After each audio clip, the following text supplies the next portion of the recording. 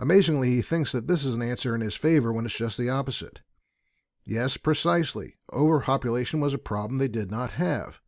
And that was the result of tough laws to warn them of the serious consequences of wanton sexual behavior. And I have a magic rock that keeps tigers away. You can tell it works because you don't see any tigers anywhere near my house. In case you don't get it, by the way, the Kozul didn't have a problem with overpopulation either. The law they made was also promulgated precisely in order to prevent the problem before it happened. And that's also why abortion wouldn't be an option except for the grossly irresponsible. Typical of a child, Messy Moronic wanted others to pay for his selfish mistakes so that he can keep whipping out of his pants at his own leisure. Why would an all-powerful, all-loving God allow negative consequences that somebody needed to pay for to occur in the first place? And I don't make this point so I can whip it out of my pants at my own leisure, because making reproduction possible without lust would seem like a perfectly reasonable option to me as well. Jesus said if you look on a woman lustfully, that's adultery. So, why didn't he make it so that when you look at a hot chick like that one, she instantly turns all ugly?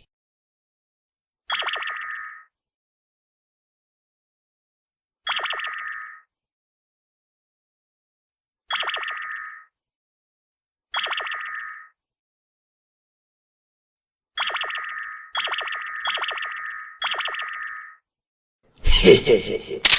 Got it. Oh, man. I'm not sure I understand the argument here. I think maybe Tekton is saying that I don't really want a world where evil is impossible, but I do. He thinks I just want to get away with sin, but I would be perfectly happy in a world in which evil is impossible and good, healthy activities are the only possible ones. I would greatly prefer it if his God had made a world where people were only ever tempted to do good things and never bad things. If wanton sexual behavior is really a problem, I would greatly prefer to live in a world in which all human beings were only ever sexually aroused at the most healthy times and in the most healthy ways.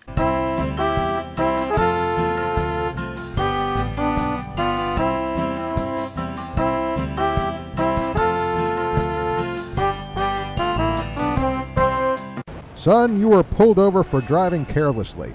And now, according to this test, you have a blood alcohol level 3 times over the legal limit. What do you have to say for yourself? Hey, officer man, if y'all didn't want people to drive drunk, why don't you just shut down all the booze factories? I mean, you already know people are gonna get drunk and then get in their cars, right?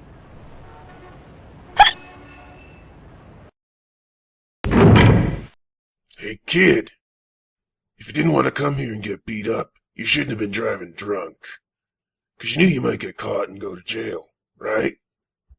Yeah, I really don't see how that answers the question. If Yahweh had created people as perfect and as incapable of sin as he is, there would be no drunk drivers. Instead, he created fallible people. He created people capable of evil. Why? What was the point?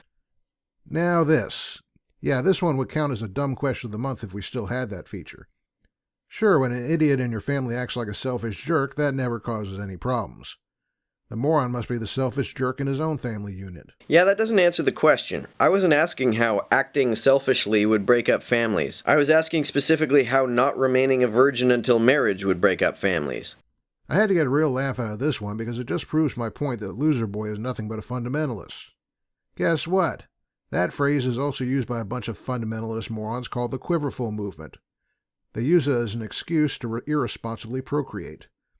And like the messianic moron, they're too stupid to read it properly as an exhortation rather than as an excuse to reproduce limitlessly. This wouldn't be a problem if the Bible had been written in a way that is clear to them instead of just to people who lived in ancient Judea or who have read scholars of ancient Judean law. I guess that's just too much to expect from a God we are told is capable of anything. In closing, here's my answer to this. The answer is, you are an idiot who has no right to bawl about uncritically adopting the hermeneutic of someone with far more education in these matters than you have. So your answer is yes, I should uncritically accept what the scholars you cite are saying. You think I am too stupid to critically engage with them and have no right to complain about your recommendation that I just take them at their word. You also don't have the brains to engage them critically. In this debate, you're like the 9/11 truther who's debating a structural engineer on why the World Trade Center towers fell.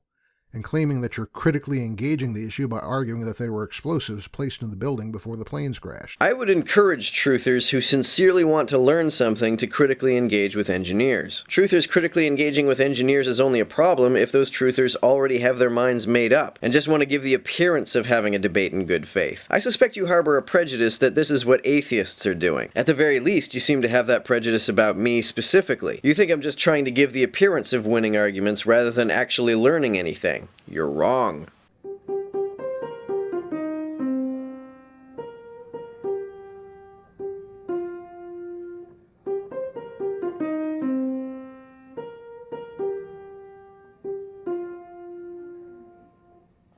To everyone who helps me out on Patreon, you're a big help. Thanks so much.